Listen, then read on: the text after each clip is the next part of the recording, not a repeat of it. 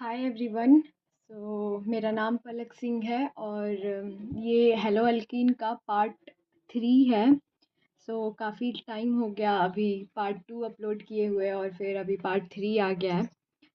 इस वीडियो में हम लोग हैलोजन एक्सचेंज मेथड देखेंगे और कुछ SN1 रिएक्शन भी पढ़ेंगे, जिसमें सब्स्टिट्यूशन रिएक्शन का SN1 जितना भी 30 टू 45 मिनट्स में हो पाएगा उतना मैं बताने की कोशिश करूँगी। और एक्चुअली मैंने अभी तक कभी बताया नहीं कि मैं कौन हूँ। मैं भी एक नीट एस्पायरेंट ही हूँ और मेरा इस बार नीट 2024 में 360 में 340 मार्क्स आए हुए हैं। इतना मेरे को लगता है कि I am eligible to teach biology. इसलिए मैंने ये मतलब चैनल स्टार्ट किया है बायोलॉजी के लिए, बायोलॉजी और केमिस्ट्री के लिए पार्टिकुलरली। अगर आपको वीडियो अच्छा लगे लाइक शेयर और कमेंट कर सकते हैं और वीडियो को शेयर भी कर सकते हैं और चैनल को सब्सक्राइब भी कर लीजिएगा, जिससे कि मतलब मेरे को थोड़ा मोटिवेशन मिलेगा और वीडियो अपलोड करने के लिए। क्योंकि क्या होता है कि अभी बहुत कम कम व्यू आता है, तो थोड़ा उतना मन नहीं करता है वीडियो बनाने का। बट अगर थोड़ा सब्सक्राइब करेंगे आप तो मेरे को भी मतलब मोटिवेशन मिलेगा। ठीक है, let's start this chapter, the part 3 of hello alkane. और ये बिल्कुल बहुत क्रिस्प मेथड में ये नोट्स भी है, जो अगर आप कमेंट करेंगे तो मैं इस नोट्स को भी प्रोवाइड कर दूँगी, मतलब टेलीग्राम चैनल बना के। So let's start. अभी हम लोग पढ़ रहे हैं हेलो अल्केन का प्रिपरेशन, अल्काइल हैलाइड्स का प्रिपरेशन। ये लास्ट ही है, उसके बाद प्रिपरेशन नहीं पढ़ना होगा, उसके बाद हम रिएक्शन की ओर बढ़ जाएंगे। जो हम लोग अभी पढ़ने जा रहे हैं उसका नाम है हैलोजन एक्सचेंज मेथड। तो सबसे पहला इसमें आता है फिंकल-स्टीन रिएक्शन, और ये exclusively for preparation of alkyl iodide. मतलब फिंकल-स्टीन से हम लोग अल्काइल आयोडाइड एक्सक्लूसिवली यही बनाते हैं, आयोडाइड। जैसे कि यहाँ पे आपको दिया हुआ है, अगर अल्काइल हैलाइड, अगर उसमें आप सोडियम आयोडाइड डालते हैं और साथ में अगर रिएजेंट में कुछ एसीटोन और DMSO, डाइमिथाइल सल्फॉक्साइड डालते हैं, तो वहाँ पे एक्सचेंज हो जाता है। जैसे यहाँ पे जो हैलोजन लगा है ना, यहाँ पे जो हैलोजन लगा है, जो भी हैलोजन क्लोरीन ब्रोमीन लगा होगा, वो यहाँ से हट के, और जो यहाँ पे सोडियम आयोडाइड का जो यहाँ पे आयोडाइड का आई है, वो जाके यहाँ पे लग जाएगा, और ये X वाला जाके Na के साथ लग जाएगा। तो यहाँ पे एक प्रिसिपिटेट बन जाएगा NaX, जो भी यहाँ पे होगा NaCl बन जाएगा या NaBr बन जाएगा, सोडियम ब्रोमाइड या सोडियम क्लोराइड, और यहाँ पे अल्काइल आयोडाइड बन जाएगा। तो यहाँ पे क्या देखने को मिल रहा है, यहाँ पे एक्सचेंज हो जा रहा है। ठीक है, जैसे कि हम एग्जाम्पल में कुछ देख सकते हैं, जैसे यहाँ पे C2H5 प्लस NaI और एसीटोन। तो यहाँ पे हम क्या देख रहे हैं कि यहाँ पे एक्सचेंज हो जा रहा है, यहाँ पे C2H5I आ जा रहा है प्लस NaCl PPT बन जा रहा है। तो NaCl यहाँ पे insoluble in the solvent acetone है। एक और एग्जांपल हम देख सकते हैं यहाँ पे, जैसे CH3 ब्रोमीन और प्लस NaI, और हम एसीटोन रिएजेंट डाल रहे हैं, तो यहाँ पे CH3I प्लस NaBr प्रिसिपिटेट बन जा रहा है। अब यहाँ पे एक कंडीशन यहाँ पे रख रहे हैं कि what if we switch this reaction and use NaCl and NaBr। तो अगर क्या होगा, अगर हम इस रिएक्शन को स्विच कर दें, और जैसे हम सोडियम आयोडाइड का यूज कर रहे हैं, तो उसकी जगह क्या होगा, अगर हम उसकी जगह सोडियम क्लोराइड का यूज कर लें या सोडियम ब्रोमाइड का यूज कर लें, तो क्या होगा, तो उस कंडीशन में रिएक्शन नहीं होगा। मतलब ये बिल्कुल कंपलसरी है कि फिंकल-स्टीन रिएक्शन में सोडियम आयोडाइड का ही यूज करना है। अगर आप सोडियम क्लोराइड का या सोडियम ब्रोमाइड का यूज करेंगे तो वो एसीटोन में वो प्रिसिपिटेट नहीं बनाएगा और वो रिएक्शन नहीं होगा। अभी हम देखेंगे कि इसका रीज़न क्या है। मतलब अगर मतलब किसी अल्काइल हैलाइड के साथ अगर हम कोई भी सोडियम क्लोराइड या सोडियम ब्रोमाइड लेंगे तो रिएक्शन क्यों नहीं होगा, और सिर्फ सोडियम आयोडाइड के साथ ही रिएक्शन क्यों होगा। उसका भी रीज़न यहाँ पे है, और बहुत ही अच्छे से बताते हैं कि इसका रीज़न क्या है। ओके, जैसे कि एसीटोन जो है वो एक कोवलेंट कंपाउंड है, और उसका ये स्ट्रक्चर है कार्बन और मिथाइल मिथाइल और डबल बॉन्ड के साथ ऑक्सीजन। तो जैसे कि NaCl और NaBr, सोडियम क्लोराइड और सोडियम ब्रोमाइड जो है वो इनसॉल्युबल इन एसीटोन है, तो वो सॉल्युबल नहीं है एसीटोन में, वो जाके घुलेगा ही नहीं, तो hence it will not furnish ion. तो जब वो सॉल्युबल ही नहीं है तो वो आयन भी नहीं देगा, और वो जाके वो क्या करेगा कि वहाँ पे प्रिसिपिटेट कर लेगा और टूटेगा नहीं आयन में। लेकिन जो सोडियम आयोडाइड होता है वो मतलब एसीटोन में सॉल्युबल होता है और वहाँ पे अपना आयन फर्निश करता है, और हमें आयन की ही ज़रूरत है, क्योंकि जब ये जैसे सोडियम आयोडाइड अगर यहाँ से ब्रेक होगा तो ये I माइनस यहाँ से I माइनस हमें मिल जाएगा, और यही I माइनस जाके ना वहाँ पे जुड़ जाएगा अल्काइल के साथ। तो हमें तो आयन से ही मतलब है। लेकिन अगर सोडियम क्लोराइड और सोडियम ब्रोमाइड हम लेंगे तो वो जो सॉल्यूशन होगा उसमें वो मतलब कि इनसॉल्युबल हो जाएंगे और कोई भी आयन नहीं देंगे, so that will be difficult. और जब अगर आयन नहीं मिलेगा तो रिएक्शन भी नहीं होगा। अब हम देखते हैं कि जैसे sodium chloride, sodium bromide, sodium iodide, ये ऑल थ्री आर आयनिक, ये तीनों आयोनिक है, ठीक है। ठीक है, और इसको हमें डिज़ोल्व करना है एसीटोन में, और एसीटोन कोवेलेंट है, तो हम जैसे कि जानते हैं कि लाइक डिज़ोल्व लाइक, जैसा होता है वो उसी में डिज़ोल्व होना चाहता है। अगर वो आयनिक है तो वो आयनिक में ही डिज़ोल्व होना चाहेगा, अगर वो कोवेलेंट है तो वो कोवेलेंट में ही डिज़ोल्व होना चाहेगा, ठीक है। अब जैसे कि हम देखते हैं यहाँ पे जैसे कि those dissolve in acetone which will be covalent because acetone is covalent. तो यहाँ पे एसीटोन कोवेलेंट है, तो वो भी जो मतलब एसीटोन में जो डिज़ोल्व होना चाहेगा वो भी एसीटोन होगा, लेकिन यहाँ पे ये सारे के सारे आयनिक है। तो यहाँ पे वही हम लिख रहे हैं कि but there are some covalent character in ionic compounds also according to Fajans rules. So chemical bonding में जैसे कि हमने फजान्स रूल आपने पढ़ा होगा, तो वहाँ पे अभी मैं बताऊँगी फजान्स रूल भी क्या है। लेकिन कोई भी कंपाउंड प्योरली आयनिक या प्योरली कोवेलेंट नहीं होता है। उसमें अगर कोई कंपाउंड आयनिक है तो उसमें कोवेलेंट कैरेक्टर भी ज़रूर होगा, और अगर कोई कंपाउंड कोवेलेंट है तो उसमें आयनिक कैरेक्टर भी ज़रूर होगा। कोई भी कंपाउंड 100% प्योर आयनिक या प्योर कोवेलेंट नहीं हो सकता है। तो जैसे कि हमने अभी देखा कि जैसे ये sodium chloride, sodium bromide, sodium iodide, यहाँ पे आयनिक बोल रहे हैं हम, लेकिन ऐसा ज़रूरी नहीं है, हो सकता है उसमें कुछ कोवेलेंट कैरेक्टर भी हो। तो हमें तो कोवेलेंट ही चाहिए, जो कोवेलेंट कैरेक्टर हो, कोवेलेंट हो, वही एसीटोन में भी डिज़ोल्व कर जाए, क्योंकि एसीटोन भी कोवेलेंट है। हम देखेंगे कि किस में कोवेलेंट कैरेक्टर ज़्यादा है। जिसमें कोवेलेंट कैरेक्टर ज़्यादा होगा वो एसीटोन में जल्दी डिज़ोल्व करेगा, और जल्दी डिज़ोल्व करेगा तो जल्दी आयन फर्निश करेगा, और जल्दी आयन फर्निश करेगा तो फिंकल-स्टीन रिएक्शन भी जल्दी होगा। तो जैसे कि फजान्स रूल हम पहले देख लेते हैं। फजान्स रूल क्या होता है? तो फजान्स रूल ये कहता है ना कि कटायन जितना छोटा हो और अनायन जितना बड़ा हो उतना ज़्यादा कोवेलेंट कैरेक्टर होगा, या फिर उतना ज़्यादा पोलराइजेशन होगा। तो जैसे कटायन मतलब कि पॉजिटिव, और अनायन मतलब कि निगेटिव चार्ज।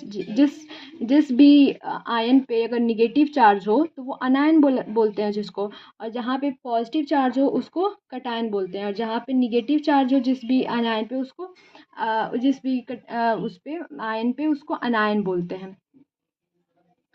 जितना छोटा होगा पॉजिटिव चार्ज और जितना ज़्यादा बड़ा होगा निगेटिव चार्ज उतना ज़्यादा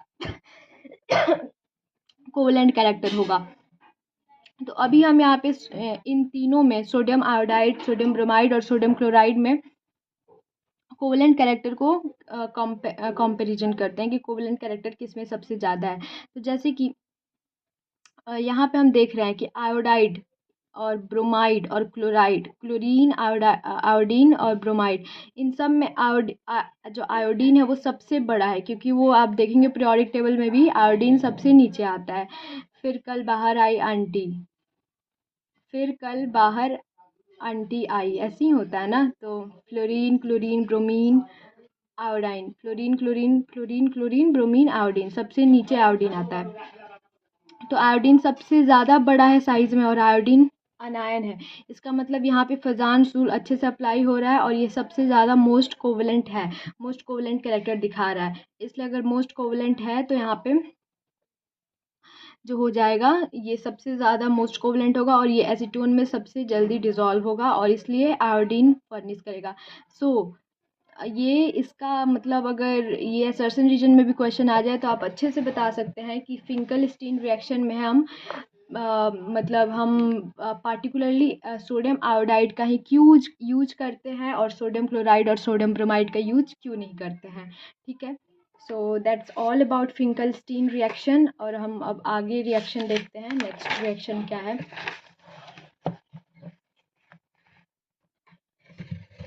ओके, सो अब जो नेक्स्ट रिएक्शन हम पढ़ने जा रहे हैं वो है शॉर्ट्स रिएक्शन। शॉर्ट्स रिएक्शन में क्या है, जैसे कि शॉर्ट्स रिएक्शन ये एक्सक्लूसिवली हम यहाँ पे अल्काइल फ्लोराइड बनाते हैं। पहले फिंकल-स्टीन रिएक्शन में हम क्या बना रहे थे, अल्काइल आयोडाइड, और शॉर्ट्स रिएक्शन में अल्काइल फ्लोराइड। ठीक है, ये याद होना चाहिए, शॉर्ट्स रिएक्शन अल्काइल फ्लोराइड और फिंकल-स्टीन रिएक्शन अल्काइल आयोडाइड। अब जैसे कि यहाँ पे साफ साफ लिखा है, this is only method for preparation of alkyl fluoride safely. यहाँ पे ये सिर्फ अल्काइल फ्लोराइड बनाने का ही शॉर्ट्स रिएक्शन एक ओनली मेथड है। ठीक है, अब जैसे कि हम यहाँ पे एक अल्काइल हैलोजन ले लें, अल्काइल हैलाइड ले लें। यहाँ पे ये क्लोरीन भी हो सकता है, ब्रोमीन भी हो सकता है, और अगर उसमें हम रिएजेंट डाल दें AgF और Hg2F2 और SbF3 तो वो एक्सचेंज हो जाएगा। हम लोग अभी क्या पढ़ रहे हैं, हैलोजन एक्सचेंज मेथड ही पढ़ रहे हैं ना, कुछ नहीं है इसमें। एक हैलोजन लगा हुआ है अल्काइल के साथ और हम दूसरा हैलोजन यहाँ पे रिएजेंट में डालेंगे तो वो दोनों हैलोजन एक्सचेंज कर जाएगा। ये हैलोजन जाके यहाँ पे लग जाएगा और ये हैलोजन निकल जाएगा। ठीक है, सो यही करना है यहाँ पे, हम बस अल्काइल हैलाइड ही बना रहे हैं by the method of halogen exchange method. ठीक है, अब इसका कुछ एग्जांपल देखते हैं, दिस इज़ वेरी इजी। यहाँ पे जैसे कोई भी अल्काइल क्लोराइड है, यहाँ पे अल्काइल ब्रोमाइड है और वहाँ पे हम AgF Ag2F2 दे रहे हैं, तो जो भी यहाँ पे फ्लोरीन होगा, क्योंकि फ्लोरीन ही बनेगा, कभी भी फ्लोराइड ही बनेगा, अल्काइल फ्लोराइड। शॉर्ट्स रिएक्शन में कोई और बन ही नहीं सकता। अगर आप चाहो कि हम आयोडाइड बना दें, अल्काइल आयोडाइड, अल्काइल क्लोराइड बना दें, तो वो कभी भी नहीं बनेगा। शॉर्ट्स रिएक्शन में particularly only and only alkyl fluoride ही बनता है। That should be in your mind completely. तो जैसे कि यहाँ पे अल्काइल क्लोराइड है, अल्काइल ब्रोमाइड है, अल्काइल क्लोराइड है, तो वहाँ पे अगर हम रिएजेंट AgF Ag2F2 देंगे तो वो आराम से यहाँ से क्लोरीन हटेगा और फ्लोरीन जाके लग जाएगा। सो वो हैलोजन एक्सचेंज मेथड हो जाएगा। ठीक है, अब हम एक नेक्स्ट रिएक्शन देखते हैं और ये रिएक्शन NCERT में नहीं है, बट हम यहाँ पे पढ़ते हैं कि ये रिएक्शन में क्या होता है। तो इस रिएक्शन का नाम है हंट्स डीकर रिएक्शन या फिर बोरोडीन हंट्स डीकर रिएक्शन। और हम देखते हैं कि exclusively method for preparation of alkyl bromide, ये जो रिएक्शन है एक्सक्लूसिवली अल्काइल ब्रोमाइड बनाने के लिए है। Exclusively for alkyl bromide, exclusively for alkyl bromide. ठीक है, अभी तक हमने दो रिएक्शन पढ़ा है। पहला यहाँ पे हमने फिंकल-स्टीन रिएक्शन पढ़ा है जो कि अल्काइल आयोडाइड बना रहा था। फिर हमने शॉर्ट्स रिएक्शन पढ़ा है जो कि अल्काइल फ्लोराइड बना रहा था। अब हम हंट्स डीकर रिएक्शन देख रहे हैं जहाँ पे अल्काइल ब्रोमाइड बनेगा।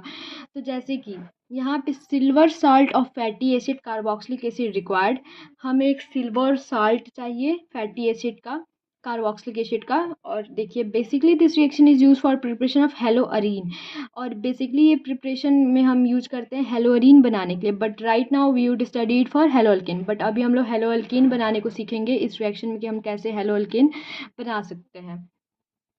जैसे कि कार्बोक्सिलिक एसिड है, AgOH बेस है, RCOO minus Ag plus salt silver, और यहाँ पे ये फिर से कार्बोक्सिलिक एसिड और फिर ये जो बन गया Ag, फिर इसमें ब्रोमीन डालेंगे, फिर CCl4 CO2 RBr AgBr, और फिर जैसे इसका एक एग्जांपल हो जाएगा, जैसे यहाँ पे एक कार्बोक्सिलिक एसिड है। ठीक है, यहाँ पे कार्बोक्सिलिक एसिड तो नहीं है, ये C2H5COOAg प्लस उसमें ब्रोमीन डालेंगे और साथ में कार्बन टेट्राक्लोराइड डालेंगे, तो वो CO2 प्लस C2H5Br और AgBr। हमें तो यही बनाना है ना, तो ये बन गया यहाँ पे अल्काइल ब्रोमाइड, और ये सारा इसका बाई प्रोडक्ट हो गया। और इसमें डालना क्या है हमें साथ में, मतलब हमें यहाँ पे बेसिकली लेना क्या है, कार्बोक्सिलिक एसिड। पहले तो कार्बोक्सिलिक एसिड लेना है और कार्बोक्सिलिक एसिड में बेस डाल के उसको सॉल्ट बना लेना है। ठीक है, तो हमें पहले सॉल्ट चाहिए, मतलब हमें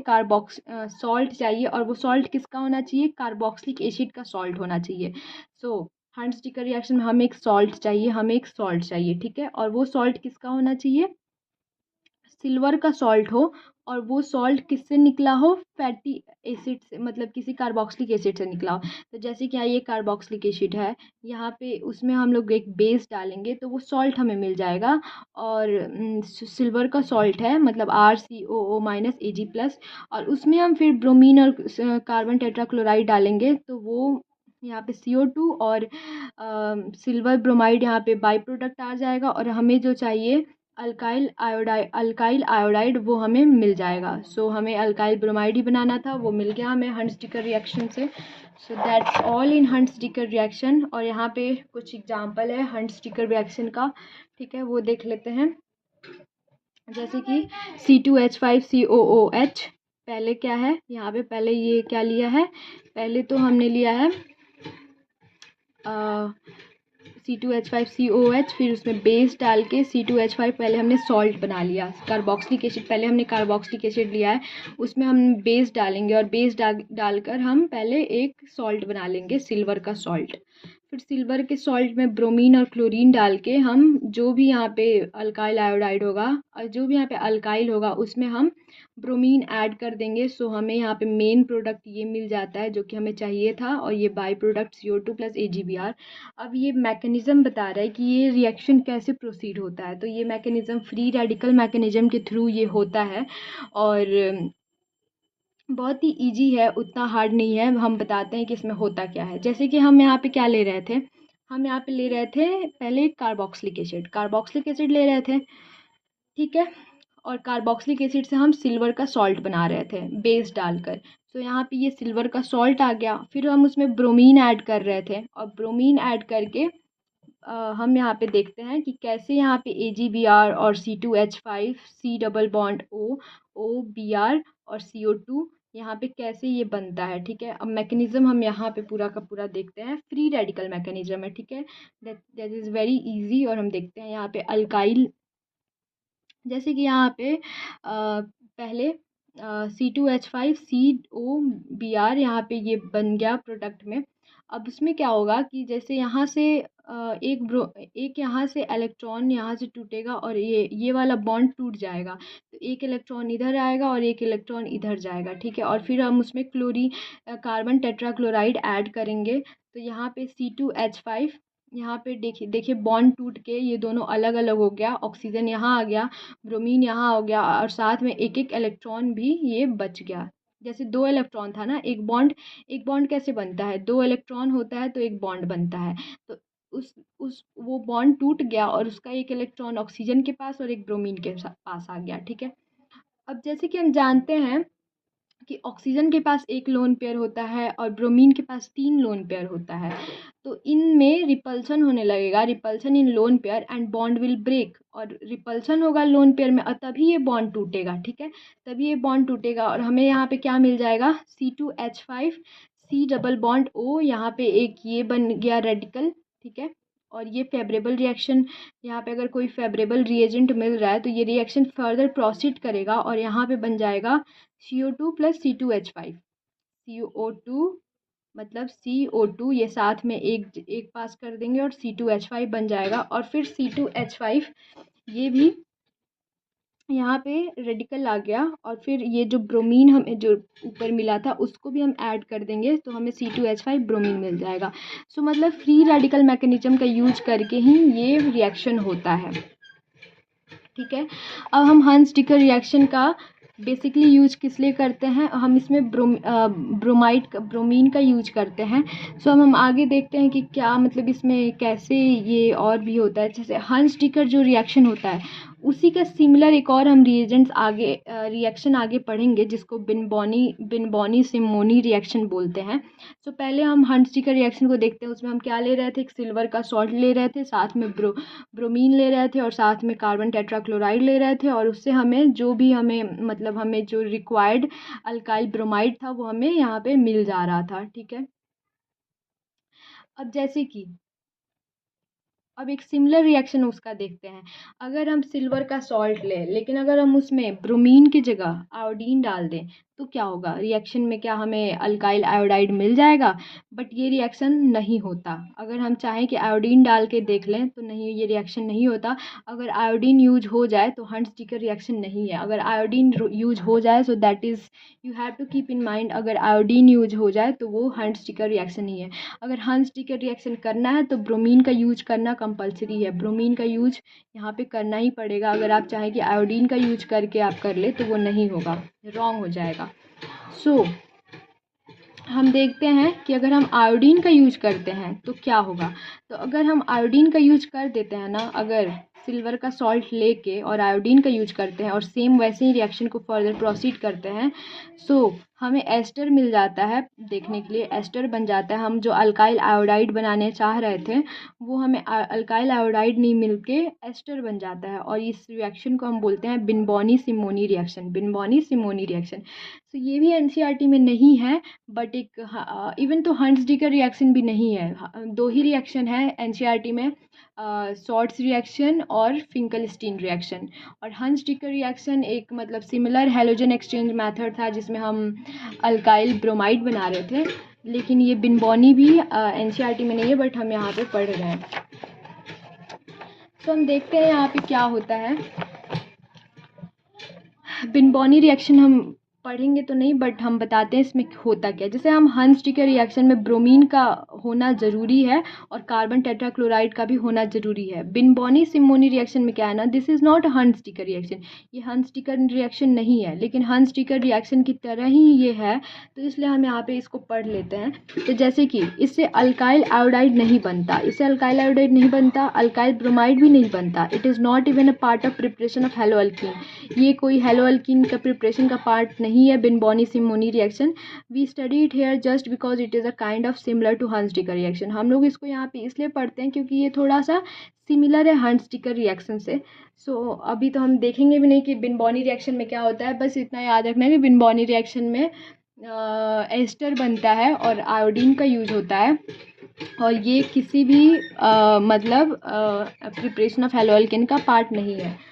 ओके, सो अब जो नेक्स्ट हमें पढ़ना है, मतलब अगर जैसे कि अब ये वीडियो 22 मिनट्स लॉन्ग हो गया है, सो मैं सोच रही हूँ जो नेक्स्ट पार्ट अब बनाऊँगी इस वीडियो का, उसमें मैं जो सब्स्टिट्यूशन रिएक्शन है, जैसे कि मतलब बेसिकली जैसे अगर हम हैलोअल्केन पढ़ रहे हैं ना, तो उसमें हमें 3 चीज़ ही पढ़ना होता है।